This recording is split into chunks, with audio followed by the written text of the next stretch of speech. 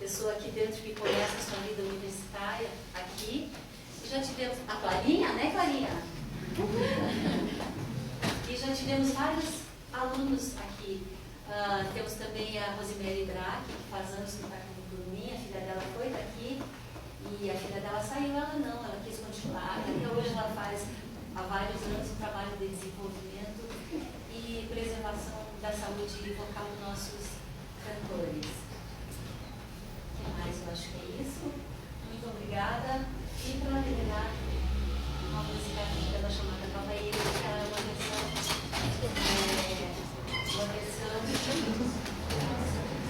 do Pai Nosso em linguagem africana.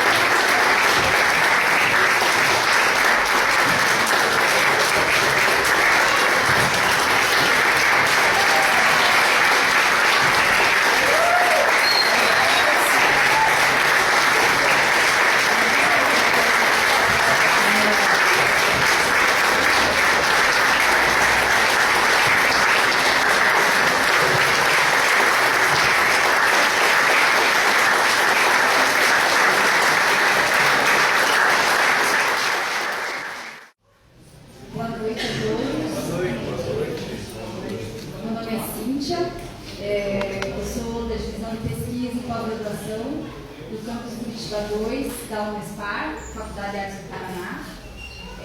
Represento aqui a direção também, inclusive a professora Noemi estava por aqui agora há pouco, acho que ela teve que sair. Agradeço o Coral por mim, eu queria ter falado antes, mas ele segue tão rápido que acabei não agradecendo essa abertura lindíssima que eles fizeram com a apresentação do professor Tiago. O professor Tiago hoje vai apresentar o trabalho de doutorado dele, a pesquisa de doutorado dele, defendida na Universidade Federal do Paraná. Né? O professor Tiago Madalosso, ele é professor da licenciatura em música aqui na FAP. E essa palestra faz parte de um ciclo de palestras que nós começamos no mês passado, das apresentações das teses dos professores recém-doutores, para que a gente consiga um maior impacto dessa pesquisa realizada durante 4 anos com a comunidade da FAP e a comunidade externa também. Agradeço também a professora Solange, que segue gentilmente esse horário da noite para que a gente possa fazer essas palestras, né? E deixo vocês então com o professor Tiago. Boa noite.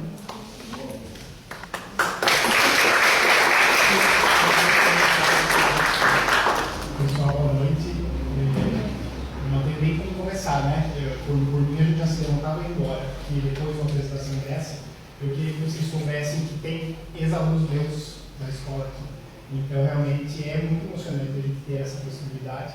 E um dos pontos que eu vou tocar ao longo aqui dessa apresentação, como a professora Cíntia, é também uma devolutiva para a comunidade, porque, afinal de contas, eu estou na FAP há 5 anos e meio, mas fiquei 1 ano e meio afastado para fazer essa pesquisa. Então, de todo modo, a gente certamente organizaria uma possibilidade de que eu pudesse fazer essa devolutiva, porque, afinal de contas, se trata de um investimento público na minha formação. Se trata também de um período em que, além desse afastamento para fazer a pesquisa do doutorado, eu também tive um afastamento ao exterior, e ao final eu vou comentar um pouco sobre isso, porque isso traz impactos para a gente aqui na perspectiva acadêmica aqui na FAP. Então eu pretendo poder falar um pouco sobre todos esses assuntos, mas um fio condutor disso tudo vai ser sobre essa relação entre as pessoas, a educação como um ato humanizador, e o quanto é importante que a gente tenha a possibilidade de estabelecer conexões com as pessoas. Vocês vão ver depois que eu vou falar sobre cada uma das pessoas com quem eu pude trocar alguma informação ao longo desse período, principalmente do afastamento ao exterior, e vocês vão ver que cada uma delas tem uma influência ou vai ter nos próximos meses para mim, para a comunidade toda, e isso para mim é muito significativo. Digo isso sobre as relações porque o professor Carlos e a professora Joyce entraram em contato comigo.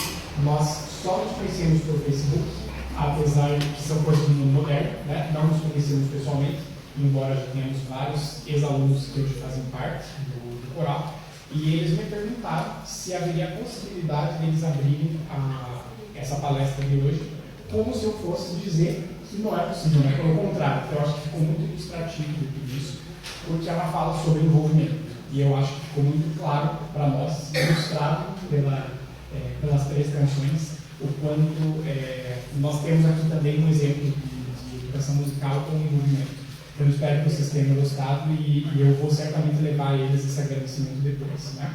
Essa promoção, como eu digo, eu acho que é muito importante aqui no campus, e de novo eu quero agradecer muito a professora Cíntia pela possibilidade desse espaço aberto, porque eu queria que vocês pensassem sobre essa questão toda que aconteceu agora há pouco. Foram mobilizadas 40 famílias para conseguir que isso acontecesse.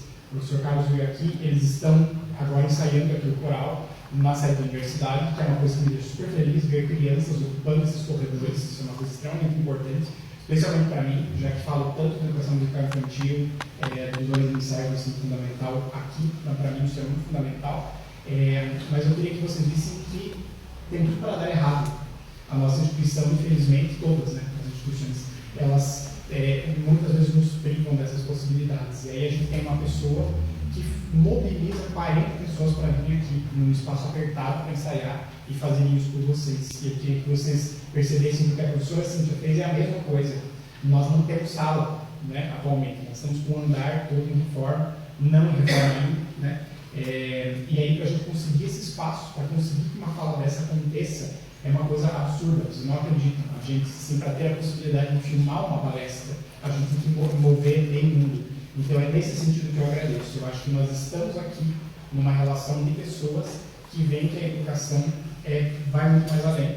E, para finalizar ainda falando do coral, para mim, o único sentimento que tenho quando vejo essas crianças ainda bem que elas estão aqui, porque nós, muitos de nós, conseguimos fazer esse país ficar do jeito que ele está. E isso é muito preocupante, e eu acho que nós, de novo, muitos de nós somos motores já de pensar na mudança. As mudanças estão aqui. Então, para mim, é muito bom poder começar essa fala com esse exemplo, porque, realmente, quando achamos que estamos no fundo do poço, temos 3 andares a mais no fundo do poço, então a única forma de sairmos desse poço é com as crianças. E é sobre isso que eu venho falar. Veio falar sobre uma tese, por mais que eu a considere simples dentro da minha forma de pensar, entendo que foi defendida no momento em que eu me sinto até, de certa forma, transgressor. Né? Um dia se viu, no país que nós estamos, alguém defender uma tese de doutorado. Né? Vejo como isso é quase um paradoxo nesse mundo que nós temos atual. Ainda mais uma tese sobre arte, sobre crianças, sobre autonomia. Né? Autonomia é uma palavra quase proibida atualmente. Imagine você falar que a gente tem que dar autonomia para as crianças por meio da arte. Né? Eu sinto que isso é quase uma coisa transgressora. Então eu venho falar para vocês sobre isso. São as coisas que eu venho pensando, não só nesses últimos 4 anos, né? Há muito mais tempo. Então, de novo, agradeço pelo espaço. Eu vou apresentar vocês em 2 partes. Primeiro, eu vou apresentar os resultados da própria pesquisa de doutorado. E depois eu falo a vocês sobre essa questão do afastamento e o que mais isso implicou na vida acadêmica para mim e para a comunidade como um todo, né? Não só da FAP. Então, o título do meu trabalho é o seguinte: a prática criativa e a autonomia musical infantis, sentidos musicais e sociais no envolvimento de crianças de 5 anos de idade em atividades de musicalização. Como a professora Cíntia disse, eu sou professora aqui na FAP, faz 5 anos que estou trabalhando aqui. Tenho uma caminhada de muitos anos na educação musical infantil. E para esse trabalho eu tive a orientação do professor Guilherme Camanelli, que não pôde estar hoje, mas esteve super bem representado, né? na família, da querida família Camanelli, o Gabriel, a Laura estava aqui cantando. Né? E a minha orientação foi da professora Beatriz Sanguilari, da Universidade da Califórnia. Né? Ela foi minha professora aqui, na Universidade Federal do Paraná, e eu tive essa oportunidade de, no ano passado, ficar um tempo estudando lá com ela. Então, eu vou falar um pouco sobre essas implicações depois. E justamente eu vou começar aqui, falando um pouco de que lugar eu falo. Né? Então, eu, quando eu tinha 8 anos de idade, fui para a musicalização infantil, o que é uma coisa muito rara, eu concordo. Eu nasci em Ponta Grossa, lá nós temos um conservatório, em que a gente tem já há muitos anos uma tradição da musicalização infantil. Eu disse a vocês que eu fui com 8 anos, e é isso que sempre me intrigou, porque eu comecei a fazer musicalização com 8 anos e eu me lembro até hoje, e eu tenho realmente essa lembrança que me arrepia das provas de teoria musical, e o quanto aquilo me apavorava no começo, né? E eu, enfim, tive todo o meu desenvolvimento da formação musical começando com o conservatório. Anos depois, na universidade, na licenciatura em música que eu fiz na Universidade Federal do Paraná, eu tive a oportunidade de, desde o 3º ano do curso, fazer parte de um curso de extensão em que eu trabalhava com musicalização infantil. Jamais imaginei trabalhar com crianças, jamais imaginei trabalhar com bebês, e quando vi, estava lá, o que resultou 5 anos depois, na abertura do empreendimento, que eu acho que para 2 jovens de 25 anos era até bastante ousado, que foi a gente abrir uma escola de música, eu com a Vivian, que é minha esposa, fotógrafa oficial. Nós abrimos uma escola de musicalização que permanece sendo a única escola de musicalização exclusiva, né, em Curitiba. Hoje não estou mais lá, já faz 2 anos que não participo mais da escola, mas a escola continua, por isso que digo que temos ex-alunos, que são ex-alunos da própria escola. E ali, vejam, nós trabalhamos com musicalização infantil do 0 aos 8, então é um universo completamente diferente, isso sempre me intrigou. Por que quando eu era criança eu fazia musicalização e era teoria e era um negócio maçante, com 8 anos, por que aqui a gente já chegou a trabalhar com gestantes na musicalização? Né? Então isso foi o que me moveu a pensar isso tudo. E aí, quando eu falo musicalização, já vou começar com a teoria aqui, né? Vou mostrar para vocês a definição que eu uso em musicalização.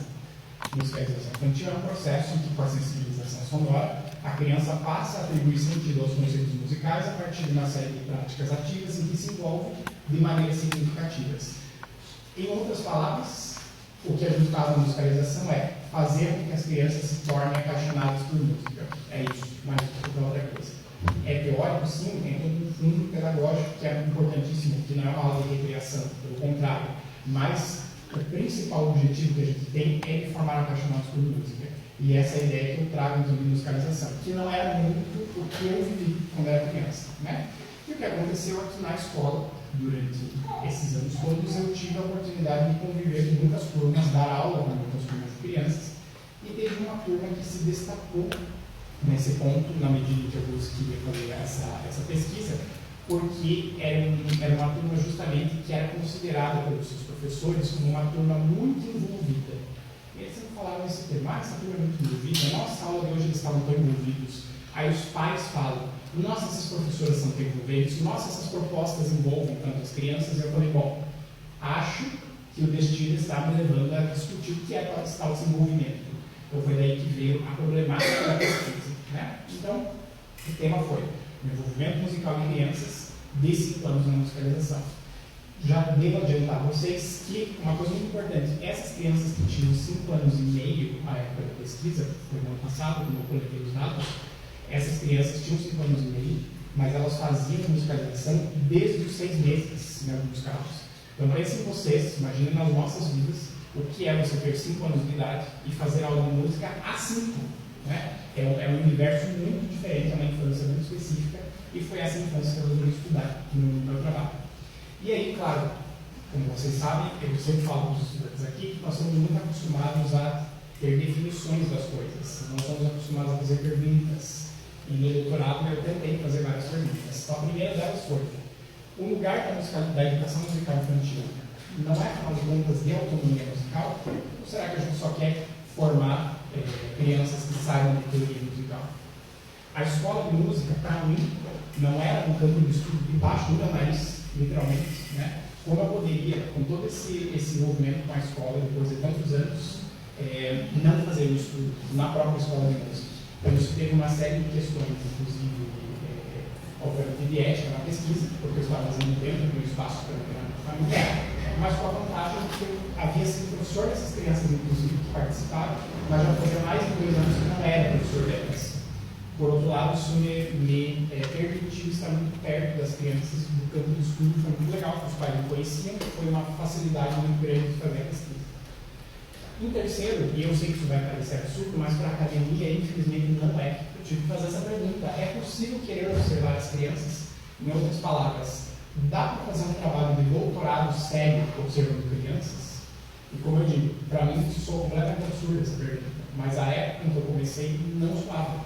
Eu cheguei a escutar no programa de pós-graduação que não tinha validade eu fazer um doutorado falando de educação infantil, afinal de contas, doutorado só serve para quem vai estudar coisas mais sérias, tipo ensino superior. Então, para mim, isso sempre me chocou demais, né? Eu queria estudar as crianças e digo sim, é possível e é necessário estudar as crianças. Quem é o protagonista das vivências musicais na educação infantil? E aí, aqui para mim é impossível não lembrar de uma campanha de um colégio, eu usei isso na minha tese, uma campanha de marketing de um colégio, uma escola particular, que dizia o seguinte, nesse período de matrículas do ano passado, a gente viu vários outdoors e diziam o seguinte, educação infantil no colégio X, atualizando o lúdico. E esse atualizando o lúdico dizia respeito a escola está dia a dia atualizando o lúdico. E no dia que eu vi esse outdoor, eu juro que eu quase bati o carro, de verdade, literalmente. Quando eu vi isso, eu disse, meu Deus, isso é a coisa mais absurda que alguém poderia falar. Que a escola não pode deixar para estar atualizando o lúdico. As crianças atualizam o lúdico. A escola, a primeira obrigação da escola é dia a dia observar as crianças, que são elas o lúdico. Que é absurdo professores acharem que estão atualizando o lúdico. Elas só precisam olhar para as crianças. Então isso sempre chamou a minha atenção. Aí sim, falei a vocês que essa turma que eu observei é uma turma bem envolvida, mas pelo olhar de quem? Será que essas próprias crianças se consideravam envolvidas ou será que isso era só uma percepção dos professores? E por último, a autonomia musical é construída nas relações entre pares? Essa minha pergunta foi porque eu estudei durante o doutorado várias teorias que falam que as aprendizagens de verdade só acontecem nas interações entre os pares. e não as interações dos adultos com as crianças. E eu fiquei curioso de saber se isso se aplicava para a escola de musicalização. Então, esses foram meus questionamentos iniciais. E, como vocês devem imaginar, quando a gente fica 3 anos debruçado sobre um tema, a gente pensa em milhares de coisas que a banca de qualificação vem e nos diz: bom, metade do que você falou não faz sentido, vamos repensar. Isso sempre é um processo importante. Então, eu queria analisar só 5 coisas da qualificação. Eu queria analisar as relações entre pares, as relações das crianças com os adultos, as relações com seus pais, as relações com o espaço físico e as relações com a música. E aí, claro, fui convidado a banca a recortar pela metade isso e passei a pensar no movimento musical das crianças, relacionando apenas 2 questões: questões sociais e questões musicais que implicavam nesse envolvimento. Isso já vai fazer sentido, eu prometo. Então, o meu problema de pesquisa foi o seguinte: como eu posso explicar o envolvimento musical de crianças de 5 anos de idade em atividades de musicalização em uma escola especializada? O que caracteriza esse envolvimento? Os objetivos foram: o principal, compreender e problematizar os sentidos musicais e sociais responsáveis pela construção e pela manutenção do envolvimento musical das crianças em aulas de musicalização. E aí, de forma nenhuma quero indicar a vocês que me lembram depois da tese, porque é um trabalho, sei lá para quem, de repente a minha mãe que está presente na plateia, meu pai vão ler a tese, mas eu sei que vocês não precisam se desgastar com isso, então eu já conto a vocês que eu escrevi a tese de 4 capítulos. Primeiro eu falo do método de pesquisa, depois eu apresento os diálogos do campo, ou seja, a voz das crianças. Depois é que eu vou fazer um diálogo com a literatura. Por que eu escolhi fazer isso? Porque eu achei que seria muito hipócrita de minha parte, enquanto pesquisador, que quer falar da autonomia infantil, eu dizer o que eu acho que os teóricos que estão sentados nos bancos escolares dizem sobre as crianças, para depois eu verificar se é isso mesmo que elas falam no campo. Então eu resolvi fazer o contrário. Eu não dei um pingo de teoria no início da tese e fui direto para como que eu organizei a metodologia e resgatei primeiro a voz das crianças. E foi a voz das crianças, o que elas me disseram, a forma como eu organizei esse pensamento, nas minhas observações, que me guiaram nos diálogos com a literatura. Então foi uma coisa que eu procurei fazer também, estruturando o texto de uma ordem meio invertida, nesse sentido, e por fim falo de considerações e implicações finais, que nunca são finais, são iniciais, porque a gente só começa a pensar os assuntos, a gente nunca termina uma pesquisa. Então, eu vou mostrar para vocês que nessa introdução, eu repito aqui o título, só para mostrar para vocês que a última parte do título da minha tese é o tema que eu acabei de mostrar para vocês: o envolvimento de crianças de 5 anos de idade em atividades de musicalização. Mais à frente eu vou mostrar para vocês que a parte do meio desse título se refere ao que eu descobri pelas crianças, e a primeira parte se refere ao que eu vim depois, com a minha adultice chata, tentar entender e criar novos conceitos, para fechar. E aí começa com a estruturação do método. Então não se preocupem que eu não vou falar sobre todas as mil coisas, mas eu vou buscar dar um direcionamento geral para falar dessa teoria fundamentada dos dados. Ela é um desenho metodológico, justamente que diz o que está ali. A teoria é fundamentada nos dados e não o contrário.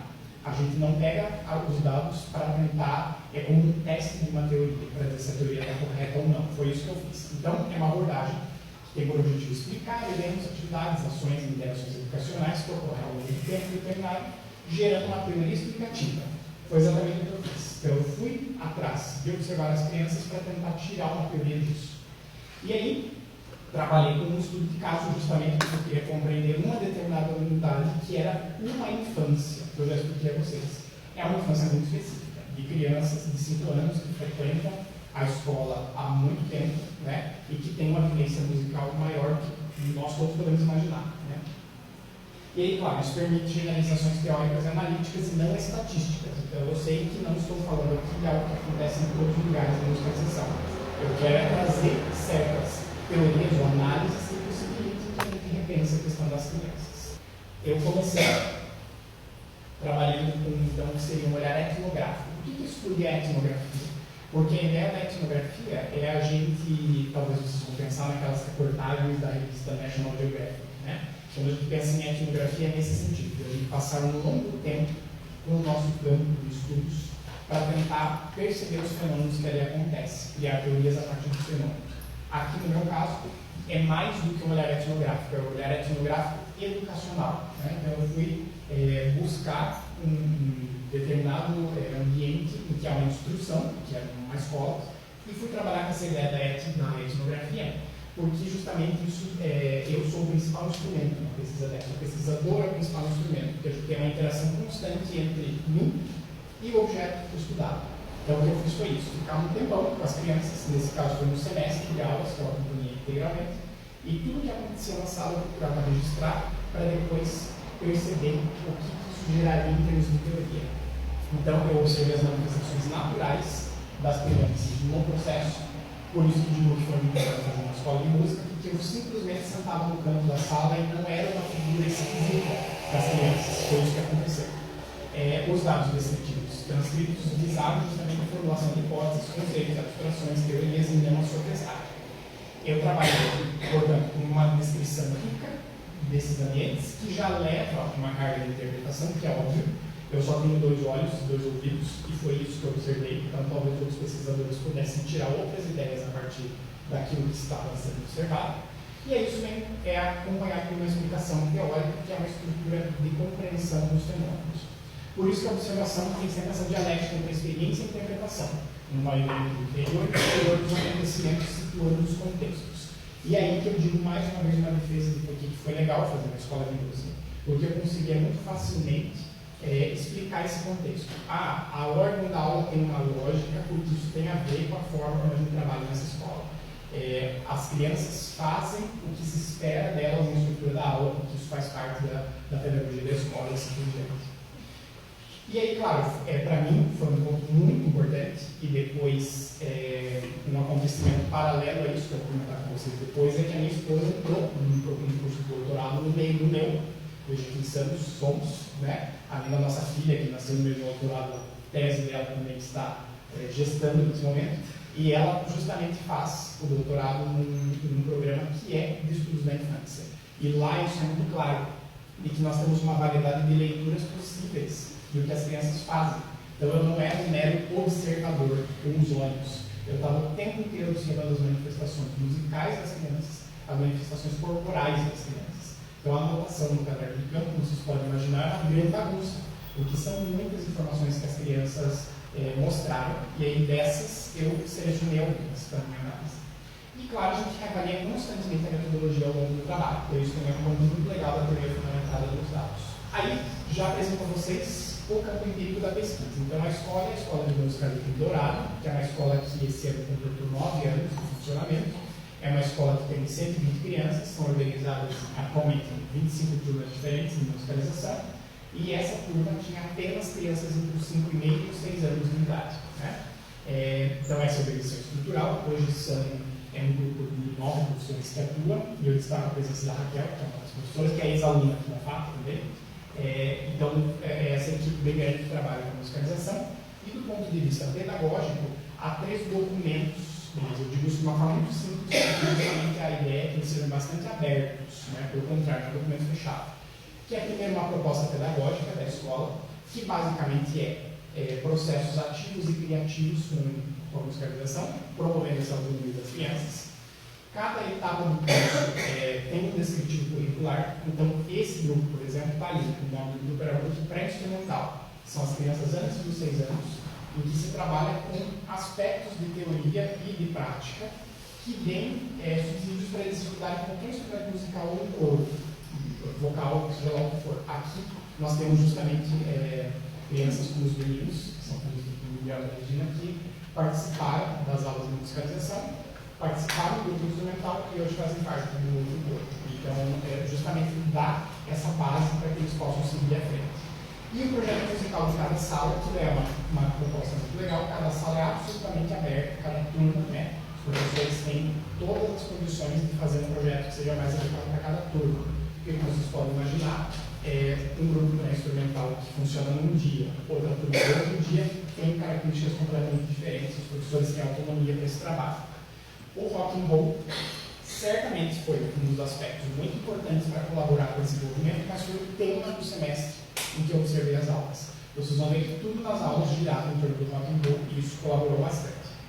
E é importante destacar que os cuidadores das crianças, os pais, os responsáveis nessa idade, obviamente não ficam dentro de sala junto com as crianças e com os professores, então já é um ambiente de mais autonomia para as crianças, e os cuidadores eles entram em sala 2 vezes ao longo do semestre no que a gente chama de aulas abertas.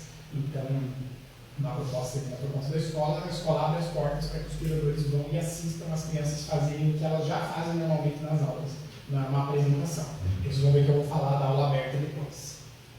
Os participantes estão ali, então as professoras não fiz questão de deixar uma delas anônima, que eu sou o maior fã das duas, são professoras da minha filha, inclusive, né? Se tem selo de qualidade melhor que esse, são a professora Alice e a professora Rosana. Já quero que vocês percebam que elas tinham 11 semestres de vínculo com a escola, eram as professoras mais antigas no corpo docente. E já tinham tempo de participação com esse grupo, enquanto turma, há pelo menos 2 ou 3 semestres, o que também faz toda a diferença. A gente sabe que a questão do vínculo é muito importante. E as crianças, aqui foram usados os pseudônimos, né? Eu coloco ali o tempo de vínculo com a escola. Então vocês veem que a grande parte delas tem 7 a 9 semestres de vínculo, né? E em geral faziam mais ou menos 3 semestres que já estavam juntas por coincidência como turma, né? Porque a cada semestre muda um pouco a logística da família, mas elas já eram como turma assim. Apenas uma das crianças era mais nova. Lá na escola são 2 salas de aula. Eu faço questão de mostrar aqui essa disposição das salas porque fica muito claro que a sala da esquerda é uma sala destinada em geral à educação musical das crianças menores, então vocês veem que todos os objetos, os instrumentos estão classificados, mas não estão ao alcance das mãos, apenas ao alcance dos olhos, né? Enquanto que na outra sala tudo já fica mais disposto no chão, porque é para as crianças em geral maiores. Mas eu quero que vocês percebam como essa questão do envolvimento, ela já tinha um aspecto aqui que poderia ocasionar uma quebra muito grande, pelo contrário, não causava, isso também me chamava muita atenção. As crianças acessavam a escola, ali pelo percurso, indo até a sala 1, e nesse caso da aula, como havia uma outra aula acontecendo ao mesmo tempo, havia um inconveniente de que a única forma que a escola, que a coordenação fez para que houvesse várias aulas ao mesmo tempo de manhã, foi que as crianças começassem a aula numa sala, na metade da aula elas fossem para outra sala, e aí fossem embora. E vejam que mesmo com essa quebra de espaço físico, as crianças não perdiam seu envolvimento. Então isso para mim também foi um dado muito interessante para a análise. Aí sim, apresentando então as últimas informações sobre o campo empírico, eu trago os procedimentos de coleta de dados. Tudo foi baseado nas observações. Eu volto aqui para mostrar que aqueles asteriscos ali eram os meus pontos de observação. Então eu ficava em cantinhos da sala observando o que as crianças faziam. Portanto, eu não participava da roda junto com elas, né? Há uma pesquisadora, não está aqui o nome dela, mostro daqui a pouco, uma pesquisadora portuguesa, a Manuela Ferreira, que ela fala que mais de uma observação participante, muitas vezes a gente faz uma participação observante, que é quando o pesquisador é convidado a participar das atividades junto. Não foi o caso aqui. As crianças só se referiram a mim uma vez durante o semestre todo, que para mim foi bem curioso. Eu estava realmente camuflado na paisagem da sala, né? Utilizei apenas um caderno de canto para fazer as anotações, analisei documentos, como aqueles que eu mostrei para vocês, os documentos da escola, e as gravações em vídeo foram utilizadas, mas no momento do registro da tese eu preferi não utilizar. E aí, como eu disse a vocês agora há pouco, que a gente sempre tem que fazer muito com pouco, para minha sorte, a minha irmã, que é uma ótima ilustradora, fez ilustrações artísticas que eu vou mostrar para vocês daqui a pouco de alguns desses episódios que foram coletados. Então eu não utilizei fotografias nem vídeos para o registro da tese. Eu trago aqui uma ideia do Corsário, que é um pesquisador da área de sociologia da infância, do que ele chama de episódio interativo. Seria cada uma das situações que a gente, como pesquisador, organiza, porque é óbvio que as crianças elas não param para dizer agora vamos organizar a nossa conversa. Não. As conversas estão acontecendo paralelamente e o pesquisador tem que achar uma forma de que uma situação tenha início, meio e fim. É o que ele chama de episódio interativo. Só que no meu caso eu não usei a ideia original dele, porque para ele um episódio interativo é quando duas crianças qualquer se encontram, começam uma situação de fala e até que elas vão falar uma coisa ou outra. Isso é um episódio interativo. No meu caso eu extrapolei um pouco isso, porque houve dias nas aulas em que na primeira atividade da aula as crianças interagiam com material musical.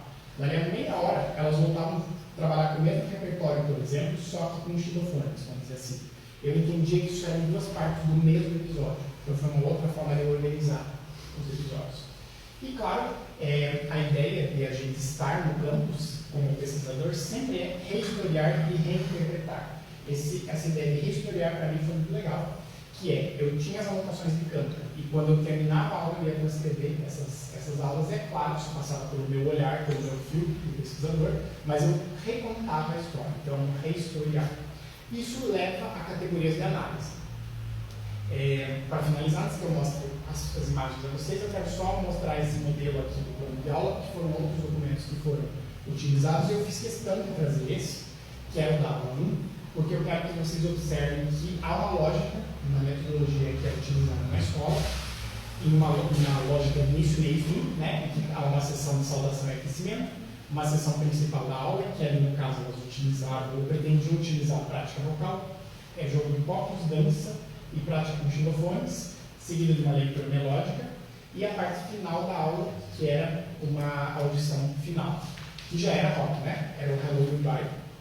E vocês vão ver, por isso que eu escolhi trazer esse exemplo, todos aqueles lugares que estão marcados com X foram coisas que tinham sido planejadas por elas e não foram cumpridas.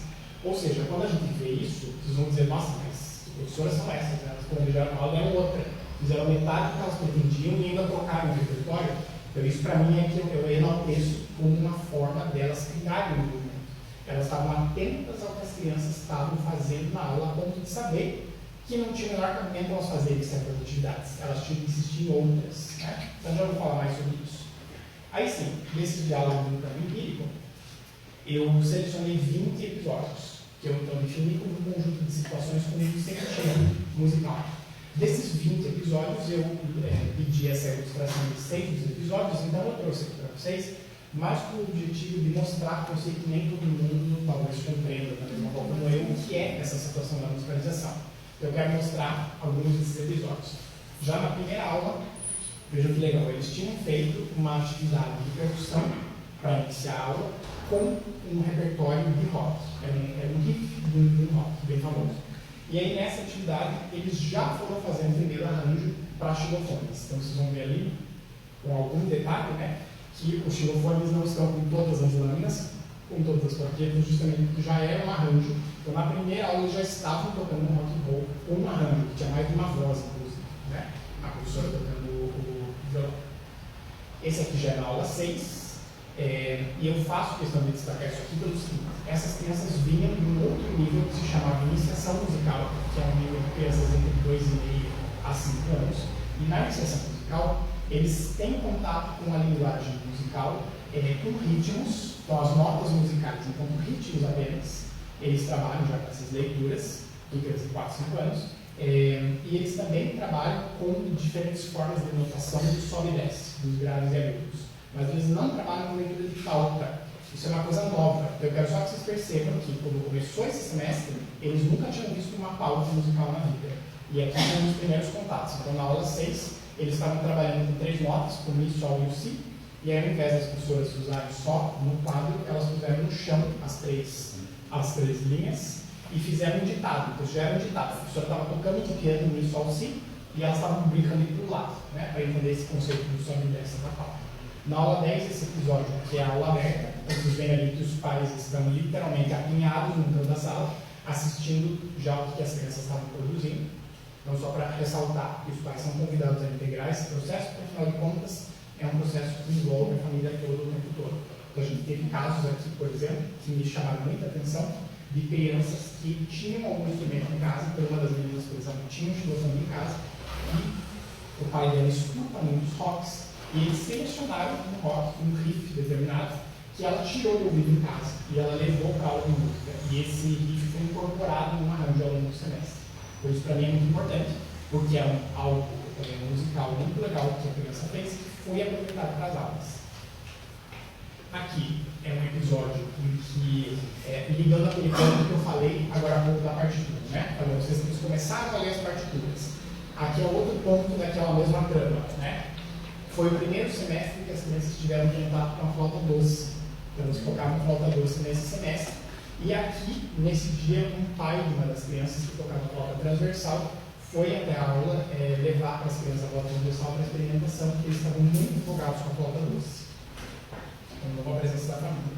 Aqui mais um episódio que mostra já na aula 18, eles fazendo uma composição musical com a flauta doce. Eu destaquei esse quadro na gravação original, em que a professora está regendo, né, um sinal aqui da mão, para vocês verem que o tocar a flauta doce não é simplesmente como se fosse simples, conseguir segurar o sopro, porque vocês imaginam que são crianças de 5 anos, quando pega a flauta, obviamente, que sai aquele sopro forte. Então, ele todo o trabalho de controle do sopro, da respiração, para aprender as digitações das notas, para enfim chegarem a uma questão de regência, né?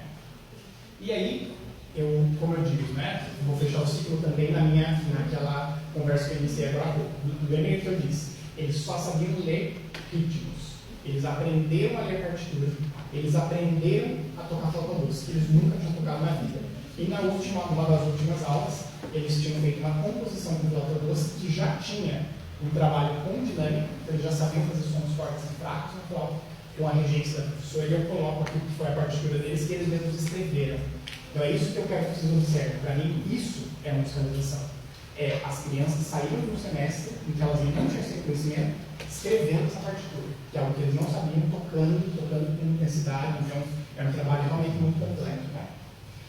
E aí, essa lista, para vocês ficarem loucos, que eu trago essa hora da noite uma lista desse tamanho para vocês lerem, mas eu quero só mostrar qual foi a minha etapa seguinte da pesquisa. Separei aqui os episódios e fui selecionar o que eles tinham em comum. Então a minha pergunta foi a seguinte: em cada situação, o que caracteriza o envolvimento musical das crianças? E eu cheguei a 12 coisas que eu percebi nessas minhas análises. Então, percebi que havia uma variedade de abordagens do trabalho musical, porque só numa aula já dava para ver que eles tocavam com percussão, depois aprendiam a cantar, depois faziam um arranjo de xilofone, colocavam a percussão, depois escutavam, então havia um movimento em vários níveis.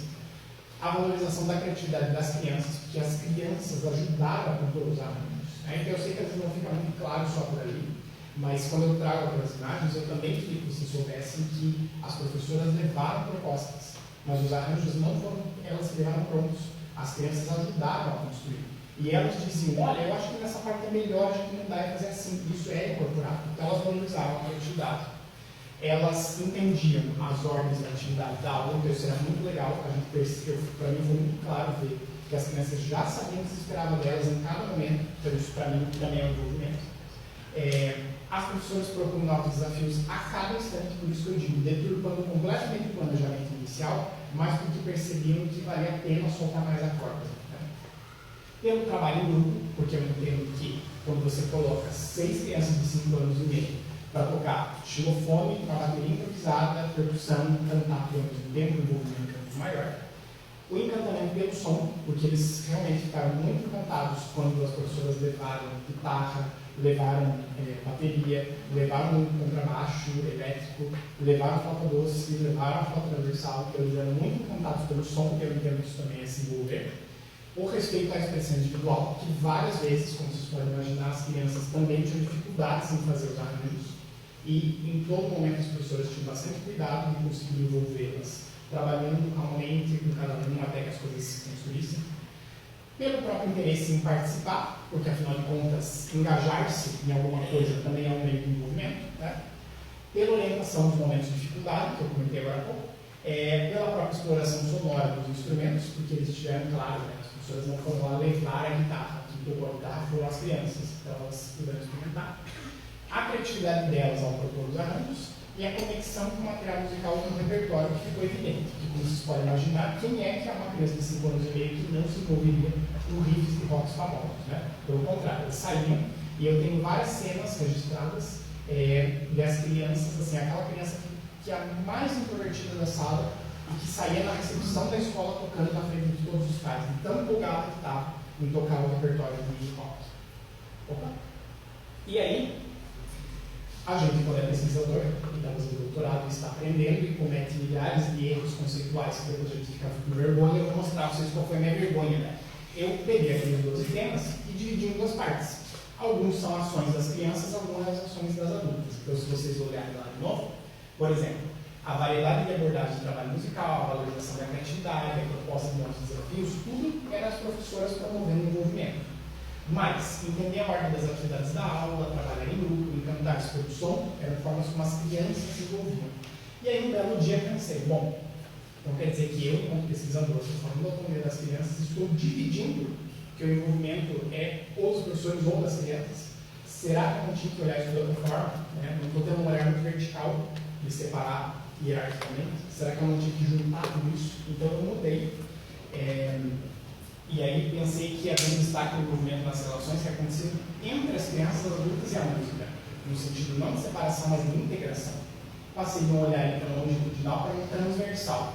E aí passei a pensar nas relações entre esses agentes e a música. Então, ao invés de considerar coisas que os adultos fazem, coisas que as crianças fazem, passei a pensar entre as relações entre as crianças e a música, relações entre as adultas e a música. Então, a música mediando essas ações.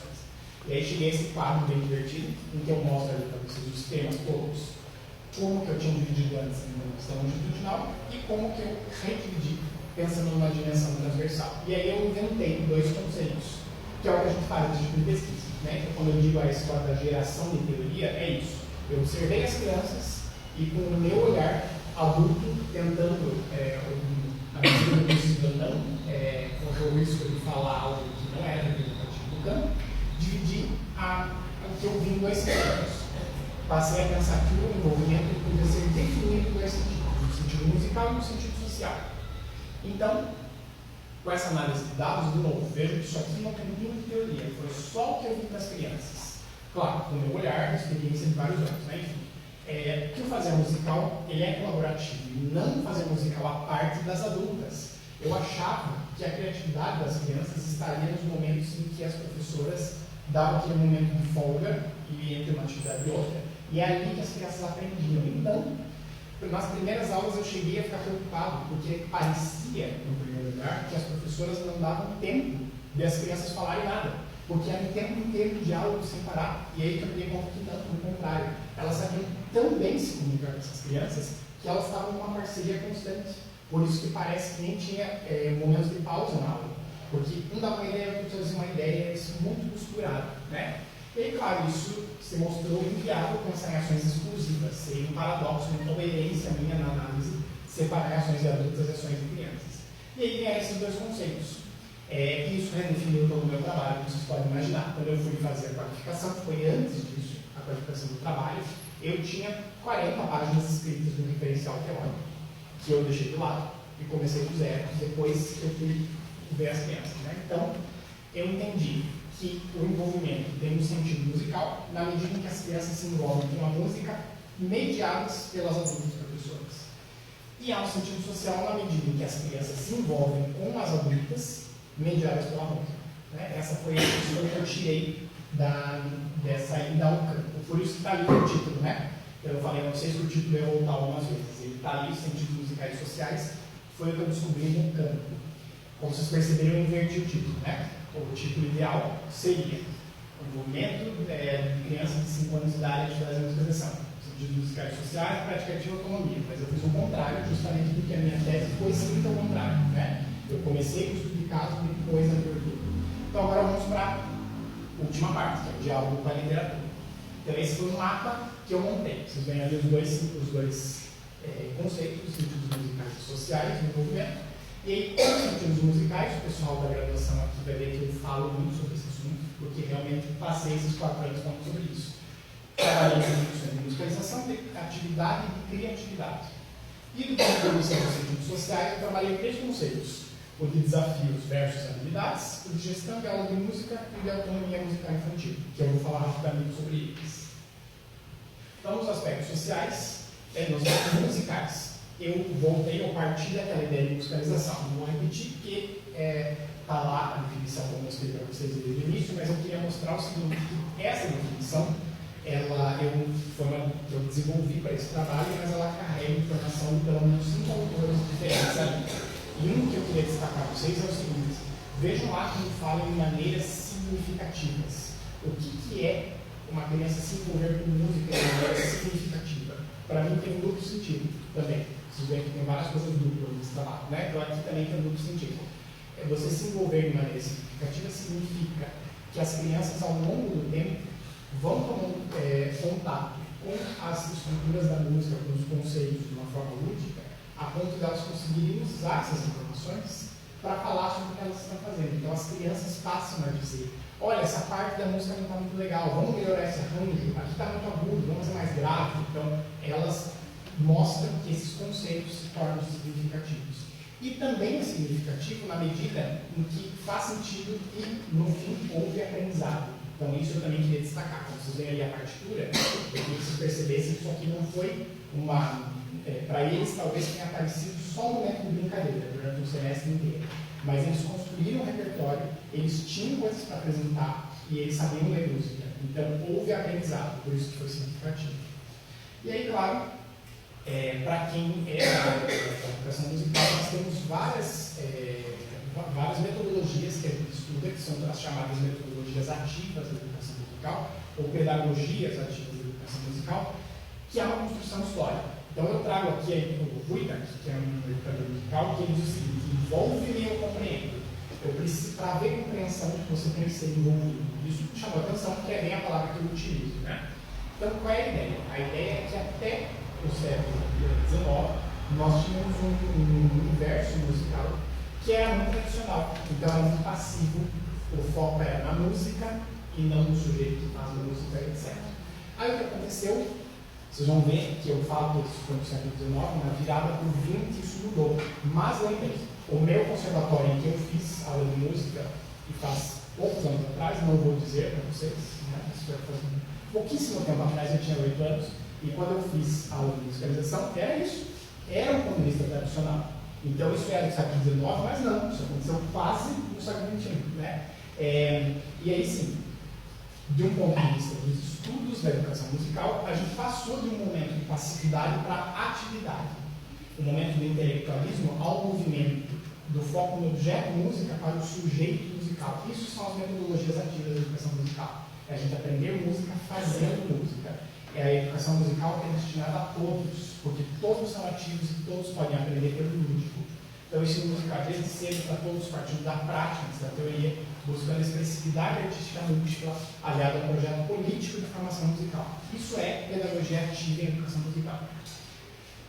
Também trabalhei, claro, isso muito por influência do meu orientador, o professor Pedro Manelli, que trabalha muito com a ideia do Delalande, de que a gente sempre parte do jogo, né?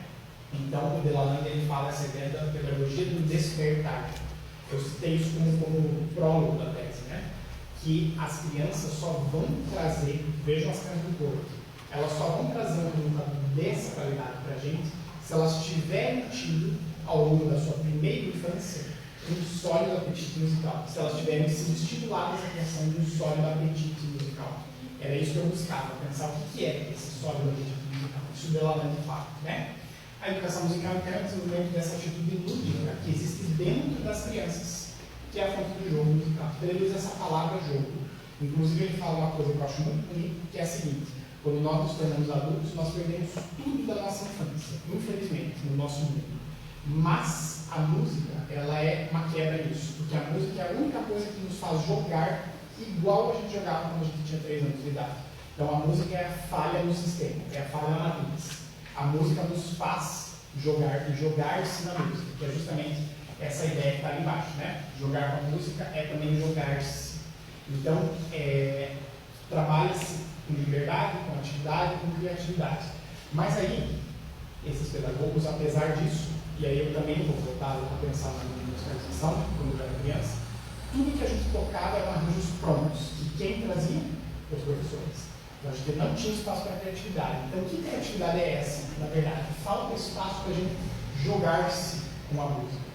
Então, a ideia do que a gente chama de pedagogias criativas da educação musical é ir além das ativas. É um espaço de descoberta musical, um exercício compartilhado das crianças protagonistas com os professores orientadores. Isso é que são pedagogias criativas da educação musical, é o que a gente busca aí para as crianças, né? E aí eu trouxe esse conceito que eu defini de criatividade, com esse A maiúsculo, porque ele embute a ideia de criatividade, que justamente eu queria que, quando alguém lê isso, perceba que eu não estou falando de criatividade musical. Criatividade musical, talvez isso aqui, vocês vão pensar em estudos que vão falar por que o Beethoven era criativo. Não é nesse sentido. Eu entendo que a criatividade musical é algo muito mais natural do universo infantil, e é para todos realmente. Então, o que é uma síntese disso? Né? A criatividade é jogar-se com música.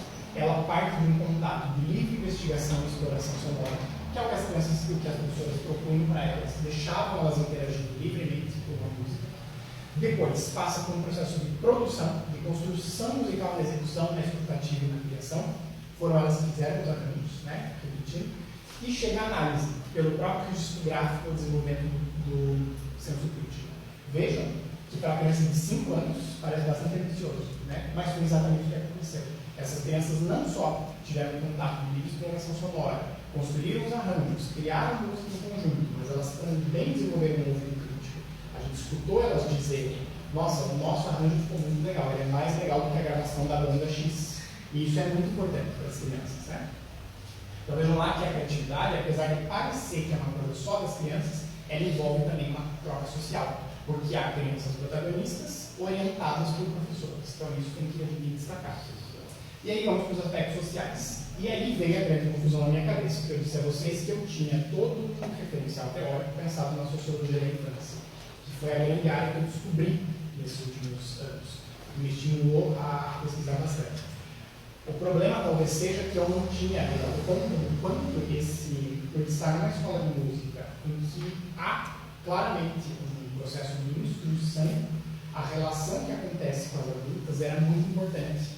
E eu, no primeiro momento, queria tinha de lado por isso das suas crianças. Então, isso para mim foi uma grande mudança, né?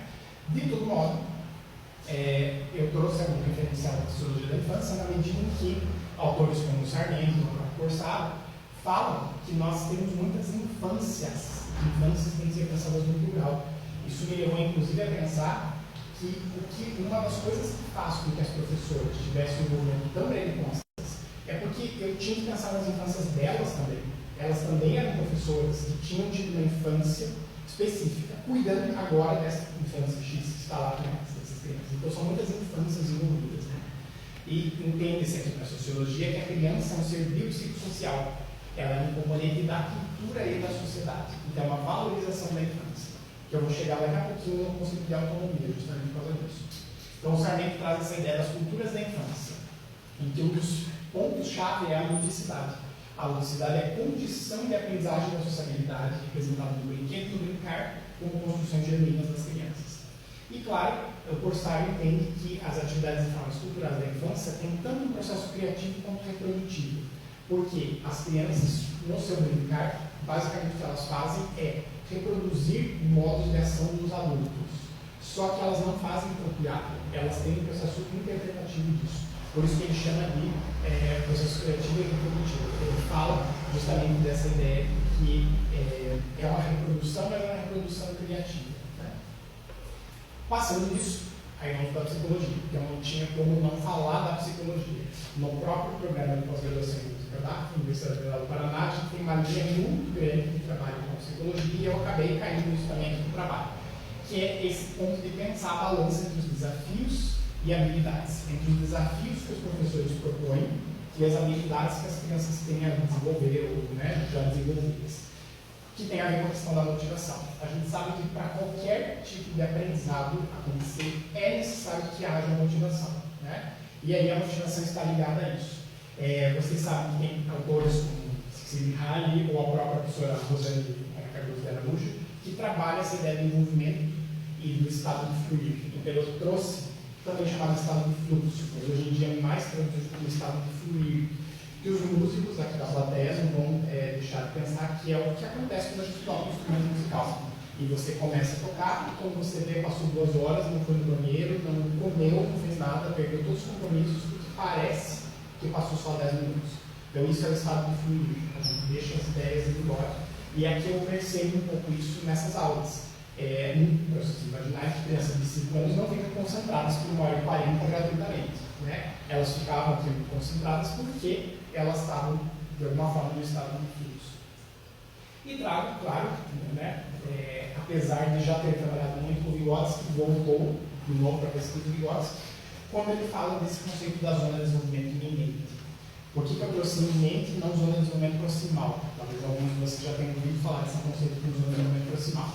Porque há uma tradução mais nova, está lá no cantinho, da Zoya Prestes, de 2010, e ela, como fala russo, ela retraduziu as obras do Vygotsky e mostrou que o conceito de zona de desenvolvimento proximal traz uma meia-verdade. Ele quer dizer uma coisa que não é bem o que o Vygotsky quis dizer. Então, ela trabalha com essa ideia de zona de desenvolvimento iminente. Primeiro, porque em uma escola há um local de instrução para uma transmissão intencional de conhecimento. por parte dos adultos. Os adultos transmitem esse conhecimento às crianças, essa é a ideia. Então, qual é a ideia do desenvolvimento iminente? É que as crianças elas têm um nível de desenvolvimento real. São aquelas funções que já estão amadurecidas, aquelas habilidades que elas já têm. O que acontece? Se elas ficarem só nesse nível, elas já estão resolvidas. Como é que elas vão à frente? Com a ajuda de alguém, com a ajuda do adulto ou dos seus pais, que é bem o que acontece na aula de música. Então, se elas tiverem essa presença próxima, elas podem chegar a outro nível de desenvolvimento, que é o nível de desenvolvimento iminente. Por que iminente? Porque ele está na iminência de acontecer. Então, as coisas são construídas de uma forma tão entrosada na aula que se a criança estiver envolvida no momento e o professor conseguir trabalhar de uma forma adequada, ela vai se desenvolver para o próximo nível. Só que ela é iminência, isso pode não acontecer, pode acontecer mil fatores, pode chover, pode cair alguma coisa da sala e isso é suficiente para que esse nível não aconteça. Então, daí a ideia do desenvolvimento iminente. Então, existe um campo de possibilidades no plural de acontecer. O aprendizado pode acontecer ou pode não acontecer, né? E aí eu caio, finalizando, nesse texto que é muito importante da Joan Russell, uma pesquisadora canadense, que ela fala sobre a ideia de andamento nas aulas de música, que é a forma como o professor consegue calibrar o ritmo da aula, que é assim, imagine as crianças aqui no estado do Rio, que estão nesse momento fazendo ensaio lá em cima, na sala mais quente que tem nessa faculdade. Então a gente sabe que há 1000 fatores para que elas se cansem e elas se desmotivem. Então cabe aos professores regentes tirar cartas da manga para fazer com que as crianças fiquem sempre envolvidas e não se percam o ritmo da aula. Seria essa a ideia, né? Evitando águas paradas na aula. E aí, por fim, voltei à área da educação musical mesmo. Então aqui eu trago a vocês uma revisão teórica que é mais recente de trabalhos que são ou de pós-graduação aqui no Brasil, ou de periódicos a nível internacional que eu pesquisei nesses últimos anos e que, claro, só tive condição de fazer isso por conta desse período de estágio no exterior, né? Então, eu cheguei a 4 definições de envolvimento, de acordo com as teorias que eu li. Uma é de simples engajamento ou disposição em participar. Então, vários autores mostravam que as crianças se engajam muito facilmente em aulas de música, porque, enfim, é divertido, e elas querem participar.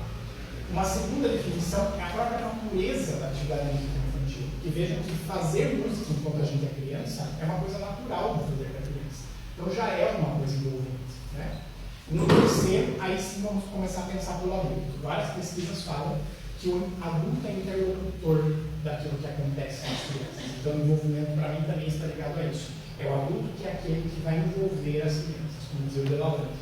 E, por último, teorias que trabalham com esse conceito, que foi o que eu acabei escolhendo, que é mais abrangente ainda, que é o de criar espaço para a autonomia musical das crianças. Então, esse conceito eu desdobrei de novo em outras 4 pesquisas aqui mais recentes, primeiro mostrando como a musicalização é um processo educativo e ao mesmo tempo de prática social, né? É uma pesquisa da Santos de 2015. Depois, a técnica híbrida fala que o professor tem que reconhecer o modo musical das crianças se expressarem. Então, as crianças elas já têm um modo musical de se expressar. É a gente que tem que dar condições para que isso aconteça. A própria Beatriz Hilário fala que há uma complexa matriz social e pedagógica que você deve observar e escutar quando a gente vê as crianças fazendo música. Então, a forma como a música está na vida das crianças é uma complexa matriz. E cabe a quem olhar, observar, escutar ao professor, né? Por último, a Amanda Miller ela vai dizer que o jogo é um modo natural de manifestação musical infantil. As crianças elas já jogam com a música. Ou seja, são 4 pesquisas que mostram como é necessário o adulto construir um olhar e uma escuta de respeito à expressão e à produção da música pela criança, que basicamente é o conceito que eu trouxe então de autonomia. Então vejam, eu não quero, quando eu falo esse conceito, que vocês achem que eu estou dizendo aqui que a criança só é criativa se o adulto dá espaço. Não é isso, pelo contrário. É reconhecer que as crianças são criativas, ponto. Elas já são incríveis no que elas fazem musicalmente.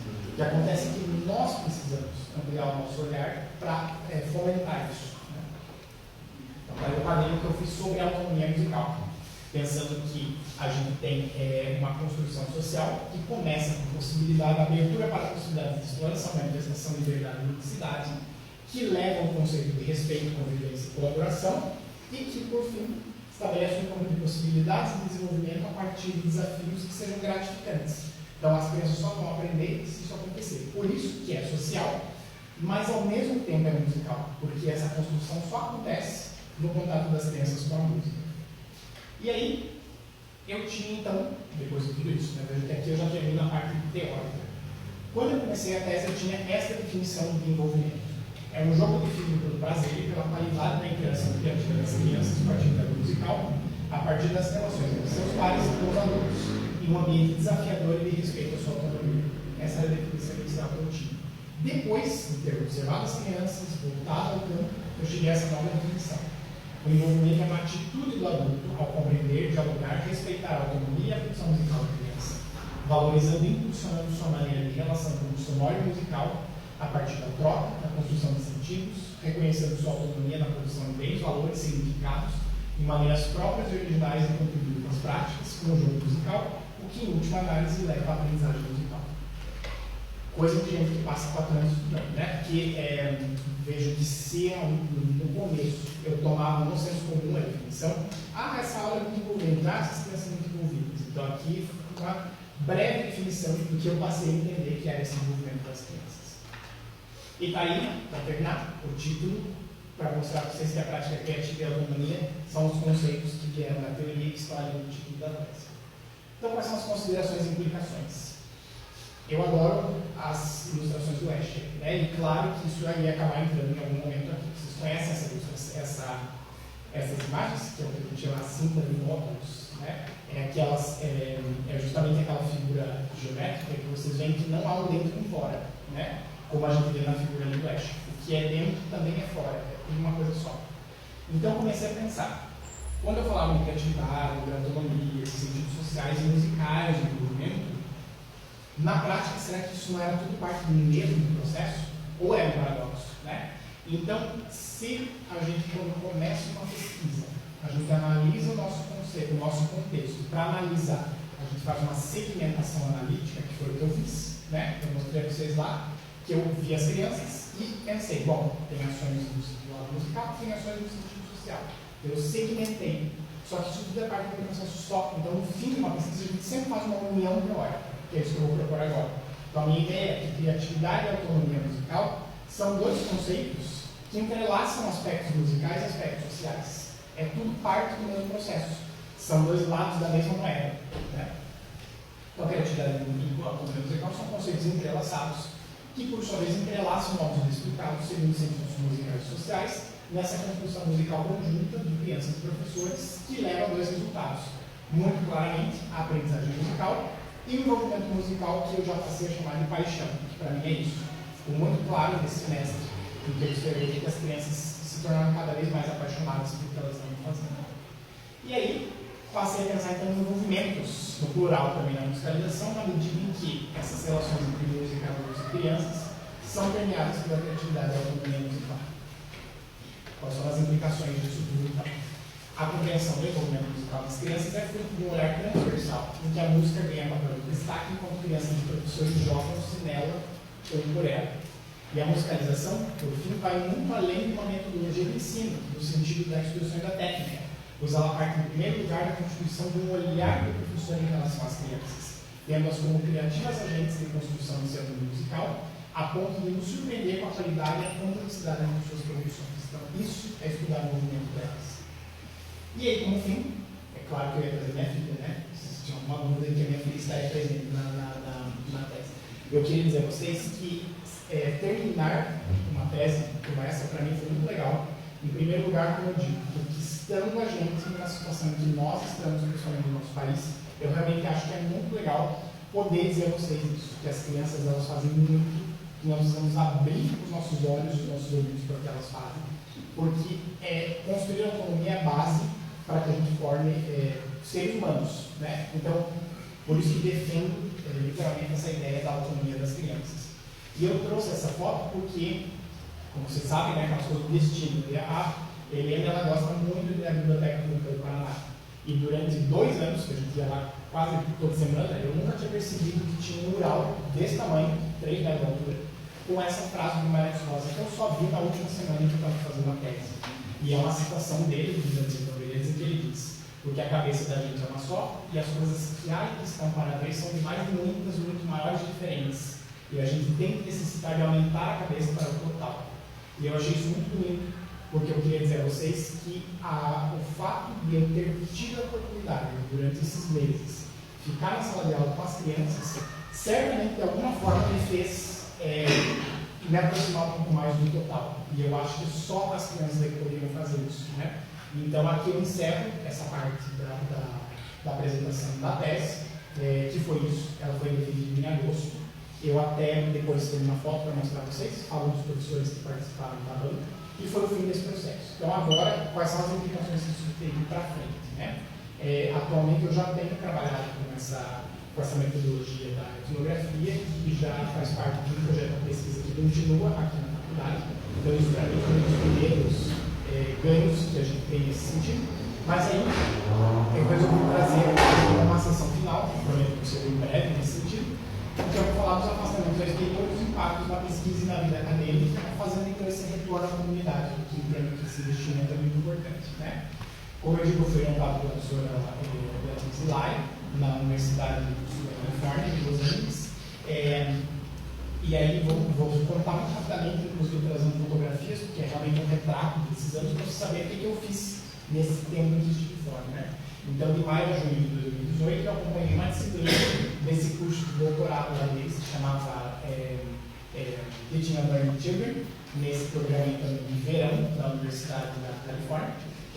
E além de poder acompanhar a disciplina, muitas discussões interessantes, a professora Beatriz Lai me ajudou na orientação, que ela é coordenadora do doutorado. Nós pudemos visitar cursos de educação musical infantil na cidade de Los Angeles e na região, e também ao setor de música da UCLA com a professora Emily e Jane Raffet. Isso são todas pessoas com quem a gente se conectou e que estão gerando vários contatos para os trabalhos para frente. Então, eu coloco aqui as aulas de fotos, né, da Universidade da Califórnia, do Departamento de Música, o espartano, que é o símbolo da universidade. Aqui de novo, né, eu desenhei bem na outra. Para vocês verem que a Vivian participou de um curso do Music Together, que é uma grande escola de musicalização mundial, né? Aqui a professora de uma escola que se chama Music Beginnings, em que nós vamos fazer uma aula experimental, que essa é a vantagem de ser pai de uma criança pequena, né? Aí a gente é super convidado a ir fazer aula experimental nas escolas, então nós aproveitamos para pensar do ponto de vista metodológico. Aqui vocês veem a professora Beatriz Lai e a professora Lili da UCLA, e a gente, minha esposa. Então a gente aproveitou para estabelecer esses contatos, né? Depois, logo em seguida, nós fomos até Buffalo, no estado de New York, para participar dessa convenção internacional da associação deles, da Educação Musical Infantil e Movimento, né? Eles trabalham lá nos Estados Unidos, não existe esse conceito de musicalização, como a gente tem aqui. Então eles substituem para a ideia de music and movement, né? A forma como eles colocam. E nós apresentamos lá, então eu apresentei um workshop em que eu falava de audição musical ativa com o repertório brasileiro, né?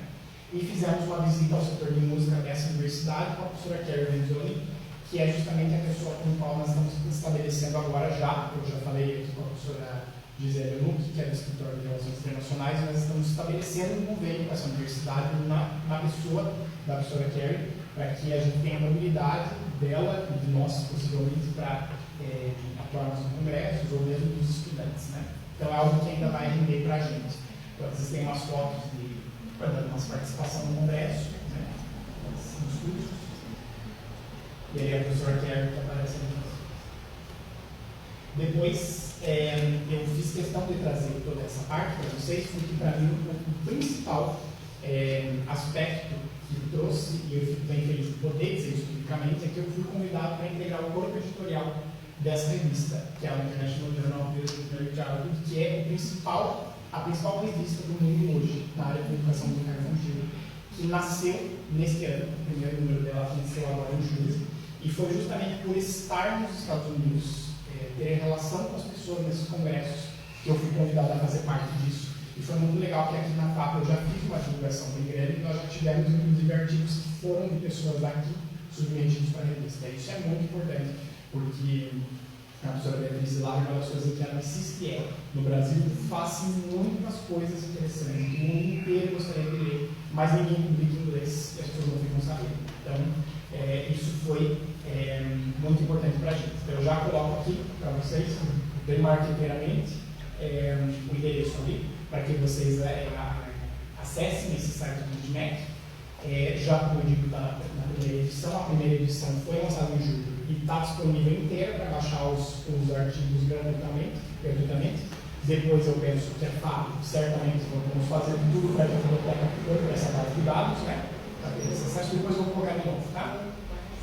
E aí, claro, para aqueles que conhecem a professora Beatriz Hilária, ela é uma daquelas pessoas que nos joga muito na fogueira. Então, ela nos jogou na fogueira e ela não nos deixou sair dos Estados Unidos sem preparar um artigo. E aí eu e a Vivian escrevemos um artigo no ano passado que foi publicado na revista, que era a versão anterior dessa revista, antes dela se tornar o GitMac, que foi esse artigo ali, em que nós falávamos sobre um projeto em que eu participei como voluntário lá na Escola de Música. O Nando, que é aluno do quarto ano aqui, também é um dos voluntários que participou desse projeto, que é com crianças de uma casa-lar, que participam das atividades de musicalização na Livre Dourado, e nós contamos sobre isso, na experiência. Né? Inclusive, se vocês quiserem, eu vou deixar o meu e-mail lá depois, eu posso mandar para quem tiver interesse esse artigo. Então, essa foi a revista que saiu no ano passado e esse é o artigo. Né? Fomos levados a escrever esse artigo. E aí, nesse ano, eu trago a vocês já super antemão, porque é uma notícia bem fresca até essa semana. Nós tivemos um segundo artigo agora, recentemente, então, aceito para publicação no volume 2 da GitMac. Então, possivelmente, na semana que vem, já deve ficar pronta essa revista. Então, eu digo, por que isso é importante? Porque, seja como for, é o nome da gente, é o nome da universidade, que está na revista mais importante da área no mundo, né? E aí, nesse caso, foi um artigo que nós escrevemos sobre audição musical infantil, que é um tema que eu adoro muito aqui, é um tema de uma disciplina optativa no nosso currículo novo, que provavelmente vai ser ofertado em breve, né, para os estudantes, e daí gerou isso aí. Então, eu trouxe aqui, inclusive, uma versão do Word com as correções, vocês veem que é bem nova mesmo, né? Está no Trello e deve sair agora na próxima semana. Mas aí, voltando, isso tudo para falar do jornal e para fazer o convite que vocês ajudem a espalhar essa notícia dessa revista, porque é muito importante que a gente tenha o Brasil lá, e eu recebi essa missão, justamente. Eu sou a pessoa na América do Sul que deve coletar e fazer com que as pessoas queiram escrever. Então, fica o convite, né?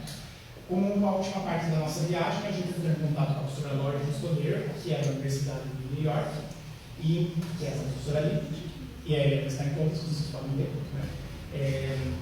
E nesse caso foi muito legal esse contato, porque tanto a Vivian, que tem grupo de estudos em educação musical infantil aqui na PUC, que é aberto ao público, inclusive eu já fiz a propaganda, mas certamente falarei isso a vocês também, os alunos que tiverem interesse, é um grupo de pesquisa que acontece na PUC, que é liderado por ela, e eles certamente vão em algum momento fazer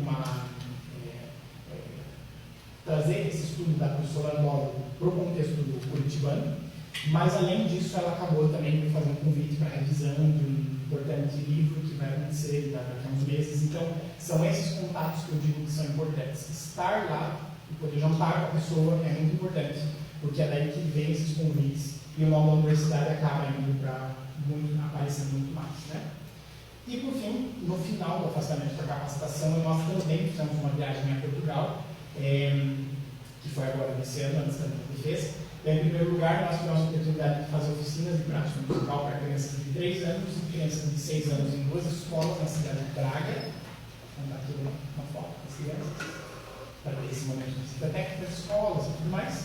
E depois, tanto eu como a Vivian participamos dessas 4 jornadas em estudos da criança da Universidade do Minho, em Braga, e aí lá eu apresentei esse trabalho, que é justamente um recorte do trabalho da tese. Então, ou seja, de novo, né, é o nome da universidade que a gente leva para mais um congresso fora do nosso livro.